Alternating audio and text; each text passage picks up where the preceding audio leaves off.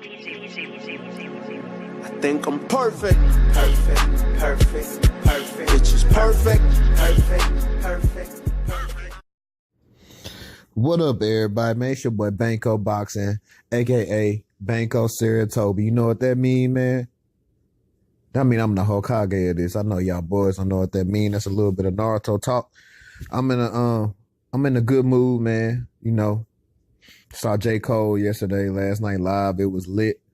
But yeah, man, I want to talk about a little something everybody been on his case. Bud Crawford, Terence Bud Crawford.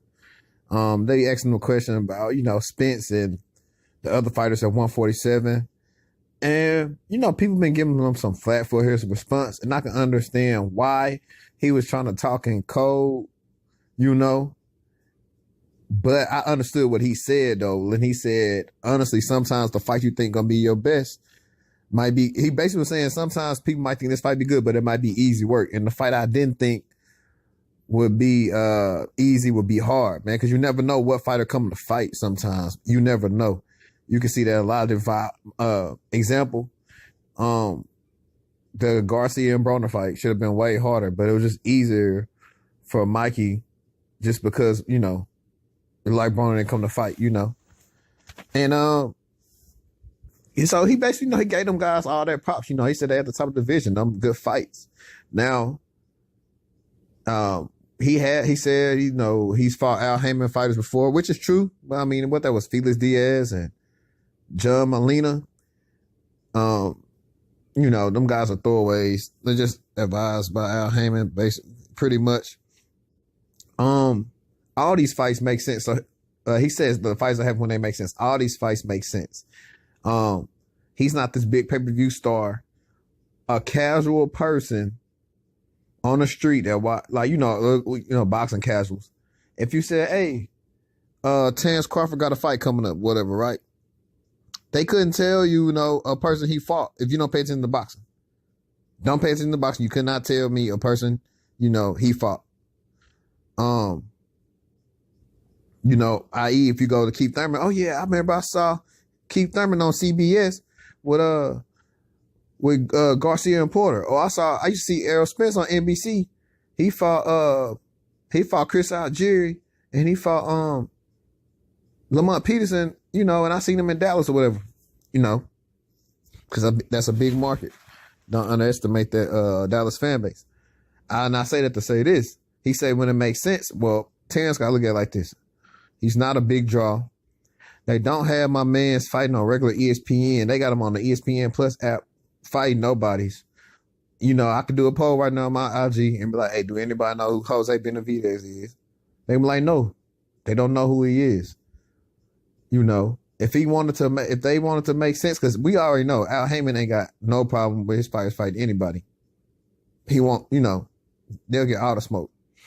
You know, the issue has always been on Bob's side. Always. You know, the Pacquiao-Floyd fight, yes, it marinated, but, you know, along with business, it also had some stuff to do with Pacquiao while the fight was held up too. Because I'm telling you right now, fighters wasn't getting the money that Floyd offered him off top to fight him. And Bud ain't this polarizing person that's just going to say, oh, I'm going to guarantee this. You know, his first pay-per-view was horrible against Victor Postal. Because he's just not a household name. But I still like what he said about all the fights, man. He know all them fights could be some good fights, man. And he got to push for him because if he don't end up fighting nobody on top rank side, you know, people just going to be like, you know, hey, yeah, you're good, but you haven't fought nobody. They eventually going to start criticizing his resume. Like Danny Garcia said, Garcia caught flat. People like to call him a cherry picker, but let's not forget, Garcia got some good names on his resume. Like Keith Thurman trounces everything on Terence Crawford's resume right now, and that's a fact. So take that how you want it. Same thing with Porter. Fought Kell Brook. Fought Keith Thurman. Finna fight Danny Garcia. You know what I'm saying? These boys in the mix, they fighting everybody, man. So this is what I would propose for Bud Crawford. Push for the Manny Pacquiao fight. And I don't care. People gonna say, oh, Pacquiao washed, because I believe he's washed. What that's gonna do is Pacquiao still got name cachet. People gonna watch. Now I know he might not work with Bob. He probably ain't gonna fight in the States, but go wherever and whoop Pacquiao. That's gonna get him at least 100,000, probably more followers, maybe, or even more. He gonna get that notoriety, because then ESPN will be able to build him. This guy just beat Manny Pacquiao. Think about it. Jeff Horn beat him. We know what's gonna happen to Pacquiao if he fight Crawford, no doubt. You know, and then after that, just start fighting fights. Like I can see, I don't think Al Haymon will have any problem with him fighting Lamont Peterson. You know, start fighting some more notable welterweight people. Yeah, Peterson just got stopped, but Peterson got a good resume. He's been in there with Garcia and Spence, Amir Khan, Tim Bradley. I forgot who else he's been in there with, man. He's been in there with a lot of people. Start fighting some of them guys, man. You know, some of the throwaways on Al Haymon stuff, but get your notoriety up, man. And get off that ESPN Plus app. Start fighting you fight in Nebraska a lot. Go to the West Coast, come fight on the East Coast. You know, you just gotta market yourself, man. He is more spoken now on the media and stuff like that. So I commend that. But he gotta start listening to a lot of these boxing personalities, man. One to be, most frank would be Fred at Barbershop, man, because people get mad, but he's just giving you blatant, honest truth about, we've seen this thing happen. He's in his prime of his career. We don't want, what I'm saying? I know for a fact he want to fight everybody. He got that dog in him. He want all the smoke.